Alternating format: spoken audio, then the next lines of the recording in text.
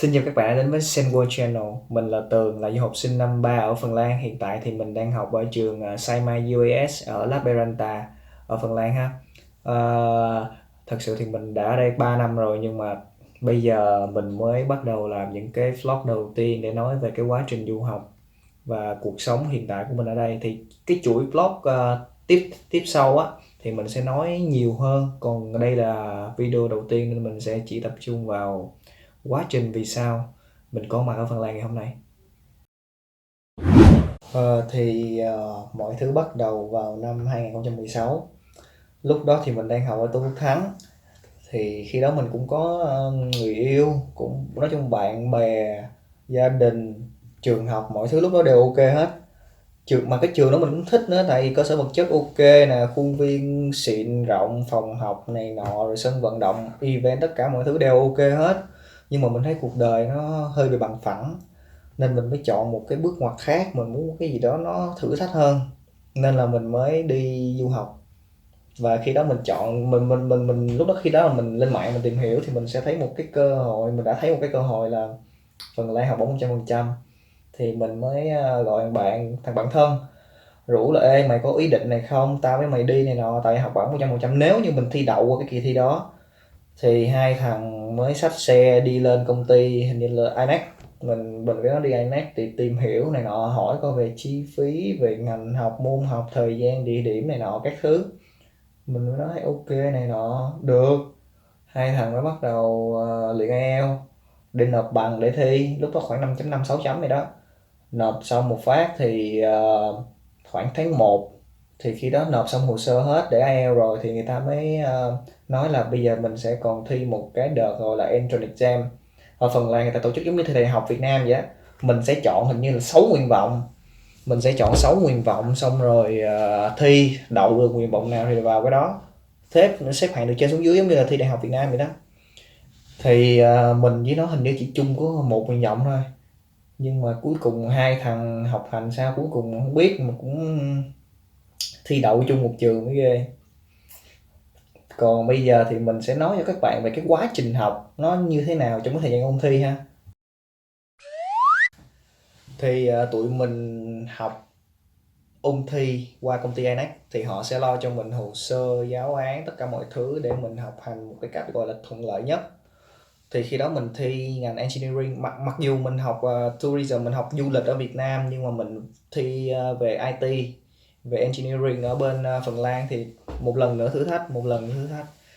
Thì lúc đó học thì cũng khoảng toán lý hóa tiếng Anh thôi, chứ cũng không có gì gọi là nhiều lắm. Mà tại vì bạn hiểu không, khi mà mình học toán lý hóa tiếng Anh á thì nó khó là nó khó tiếng Anh thôi, còn cái toán lý hóa nội dung á thì nó dễ, tại vì nó chỉ khoảng lớp 10 11 12 gì ở Việt Nam thôi, mà trình độ nó cũng không cao lắm. Ý mình nói về cái mặt nội dung nha, còn tiếng Anh thì nó khó, tại vì mình phải biết những cái thuật ngữ trong tiếng Anh để mình giải ra. Xong rồi thi toán logic, thì tiếng Anh đọc với viết thì nó giống như IELTS thì cũng không có gì hết. Thì nói chung là cái quá trình ôn thi nó chỉ là giống như đi học thêm vậy đó. Tối 2 4 6 hay 3 5 7 bạn sẽ đến cái trung tâm này, người ta sẽ có thầy dạy cho mình làm đề mình giải, xong có người check đáp án, sẽ có một số giáo viên nước ngoài dạy cho mình một tí về Anh văn nữa này nọ để mình đi thi. Thì nói chung là sáng mình vẫn học ở trường, ngày nào có thì học, ở Tuấn Thắng mình vẫn học bình thường, xong rồi tối mình với nó đi học. Nhưng mà thật sự lúc đó đi học thì chỉ có hai thằng biết thôi, không có nói cho mấy cái người khác biết, chỉ có gia đình hai đứa mình biết thôi. Chứ còn bạn bè xung quanh thì cũng không nói lắm, tại mình sợ nói ra khoe này nọ xong cuối cùng thi rớt thì nhục lắm, nên mình không bao giờ nói gì hết, mình cứ im cho đến cuối cùng này nọ. Nhưng mà thật sự thì cái khi mà bạn cố gắng cái gì á thì bạn làm nó một cách kinh khủng lắm. Bạn sẽ tối về bạn tự động học mà không cần ai nhắc hết, bạn học mà ba mẹ nói là 12 năm chưa bao giờ thấy mình học. Nhưng mà đến cái lúc đó tại vì mình cố gắng quá nên họ thấy bất ngờ, thì tại vì mình cố gắng cái gì thì mình phải làm thôi, làm cho bằng được. Nói chung là học thì cũng không căng lắm đâu, vẫn party bình thường, vẫn đi chơi, tất cả các cuộc chơi đều có mặt mình, không bỏ lỡ cuộc chơi nào hết. Tối về học âm thầm cool ngầu. Nhưng mà thật sự là có một cái khoảnh khắc là khi mình thi xong thì mình nghĩ là rớt rồi, tại mình làm sai đề. Mình mình sai đề hoàn toàn luôn, mình lạc đề luôn á, tại mình không hiểu cái cụm đó nó nghĩa là cái gì, cái cụm từ đó. nhưng mà không hiểu sao mình nói thiệt là đậu. Cuối cùng phát ra đáp án đậu, sáng ngủ dậy một phát thằng kia gọi điện: ê tao có kết quả tao đậu rồi mày sao? Mình bật lên không ngờ mình đậu luôn. Điều kỳ diệu nhất trong 18 năm đó, tính ở thời gian đó là 18 năm, điều kỳ diệu nhất, không tin được là mình đậu luôn. Quá đảo. Xong rồi bật ti hangout, xong rồi mới bắt đầu gọi điện cho mấy đứa bạn này nọ, cũng nói tao đậu rồi cái này nọ, tụi nó bất ngờ mà fucking wow shit, tụi nó không hiểu lý do tại sao mình lại đậu luôn, mà tụi nó cũng không biết mình đi thi nữa mà. Hơi thì xong cái giai đoạn đó vui chơi ăn mừng thoải mái, thì đến cái giai đoạn gọi là chuẩn bị chuẩn bị để đi du học.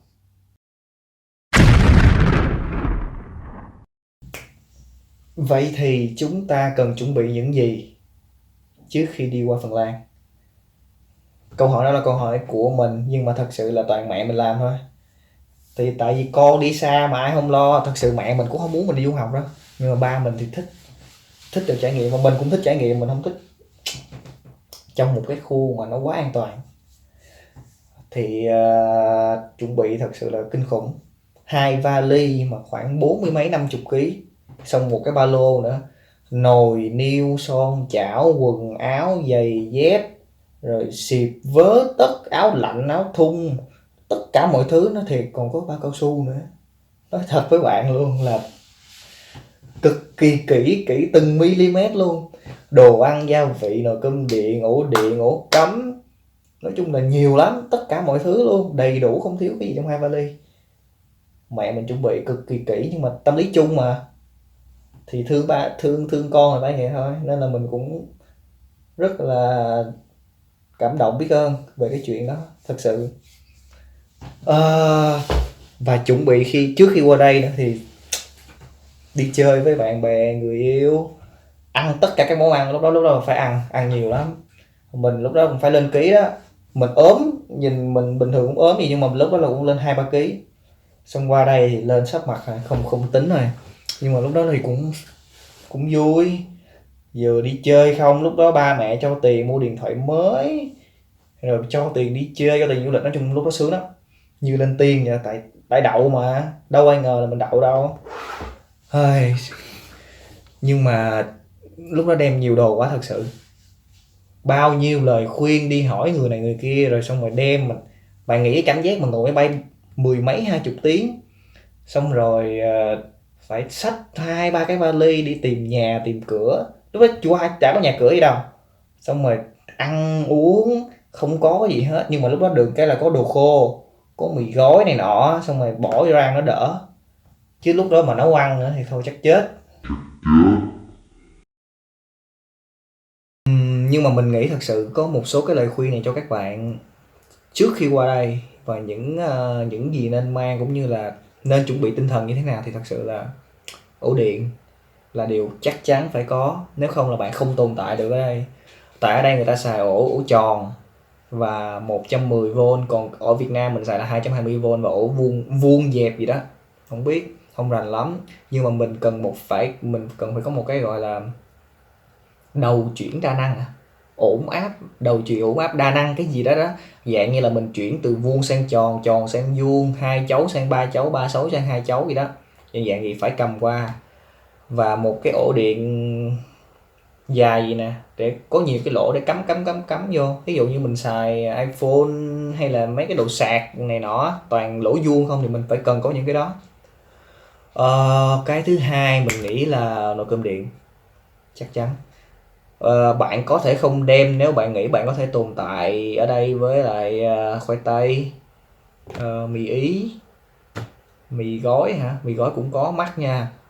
Với những thứ đó mà không không ăn cơm thì ok. Nhưng mà người châu Á hay là người Việt Nam thật sự là bắt buộc phải có rồi đó, không có nồi cơm mà không sống được ở đây luôn. Tại vì mình sẽ làm một cái clip về chắc chắn cuộc sống hiện tại của mình ở đây, cái ẩm thực ở đây, và những cái sinh hoạt hàng ngày của mình ở đây, cho mọi người hiểu tại sao phải cần có những cái thứ cần thiết đó. Tiếp theo thì quần áo hả? Quần áo thì mình nói thật, những bộ nào bạn nghĩ là đẹp nhất trong tủ quần áo của bạn thì hãy đem qua. hãy đem qua. Ở đây thì thật sự bạn mặc cũng khoảng được tầm mùa hè với mùa thu thôi, chứ còn mấy mùa khác thì không ai thấy được quần áo bạn bên trong đâu. Chỉ có áo áo người ta chỉ để ý áo khoác của bạn nè, được cái quần với lại đôi giày thôi. Tại vì ra đường là bịt kín như ninja vậy đó, như ninja Việt Nam vậy đó. Chỉ có vô nhà là bạn cởi đồ ra bắt đầu show đồ này nọ bên trong này nọ thì ok, nhưng mà ra đường thì không ai thấy đâu.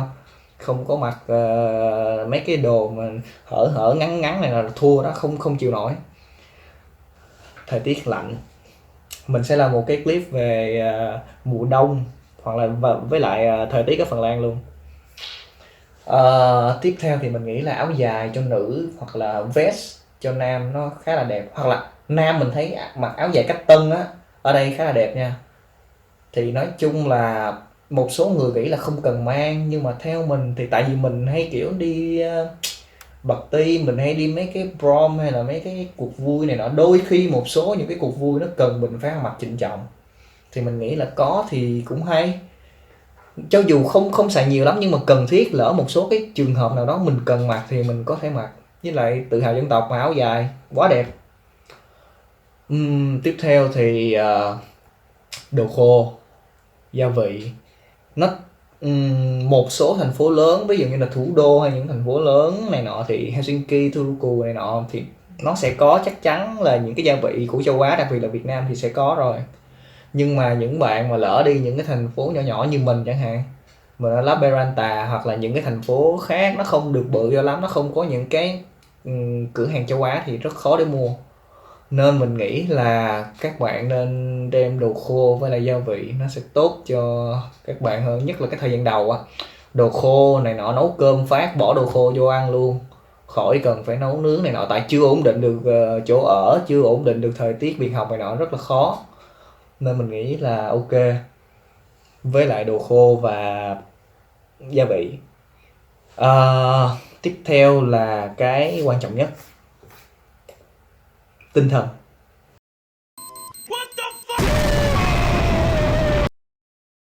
Vậy thì qua Phần Lan các bạn cần chuẩn bị tinh thần như thế nào?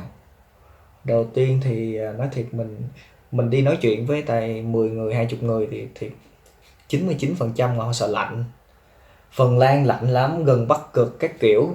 Nhưng mà nói thật thì thật sự nó lạnh thật, nhưng mà nó không đến nỗi cái kiểu mà không tồn tại đâu. Nếu vậy thì ai cũng chết hết rồi. Ở đây thì nghe nói là âm 25, âm 30 độ này nọ thì đúng, nó âm 25, âm 30 độ, tuyết cũng sắp mặt này nọ đủ thứ hết, nhưng vẫn tồn tại được và vẫn bình thường. Bạn ở tầm nói thật 1 tháng là quen với cái khí hậu à, không không có lạnh lắm đâu. Tại trong nhà mình thì này nọ nó cũng có máy sưởi, nó cũng có đồ giữ ấm này nọ hết, rất là đầy đủ tiện nghi. Nhà này là nhà của công ty liên kết với trường cung cấp cho học sinh nên là rất đầy đủ tiện nghi, không cần phải lo lắng gì về cái chuyện mà lạnh lẽo ở đây hết trơn á. Thứ hai là sốc văn hóa, mình nghĩ là điều này có. Đối với những người hoạt náo nha, đối với những người hoạt náo, vui vẻ, hướng ngoại, ăn chơi nhiều, ăn chơi theo nghĩa tốt, không phải kiểu kia, thì mình nghĩ là hơi bị sốc. Bên đây thì người người dân nó hơi gọi là có một cái khoảng khoảng cách giữa người với người á, nó không được gắn kết, với lại dân cơ bản nó không được đông nữa. Dân nó cơ bản là không được đông, tổng dân số ở đây khoảng 5 triệu mấy người, thì bằng một nửa của cái Sài Gòn mình thôi. Sài Gòn mình khoảng 10 triệu mấy người ha, mà nguyên cái nước Phần Lan chỉ có 5 phẩy mấy người, thì bạn nghĩ coi cái độ chênh lệch nó như thế nào. Chênh lệch về dân số, chênh lệch về mật độ từng nơi thì nó cực kỳ cao. Nên là bạn sẽ cảm thấy nó hơi buồn, hơi tẻ nhạt một chút mới khi khi mà mình mới qua. Nhưng mà nói chung là cái gì cũng cần có thời gian. Có thời gian rồi từ từ sẽ thích nghi với nó hết, sẽ làm quen với nó hết, thì bạn sẽ thấy mọi thứ nó cũng ok, bình thường. Bạn sẽ quen với nó thôi, chứ cũng không có gì gọi là quá áp lực.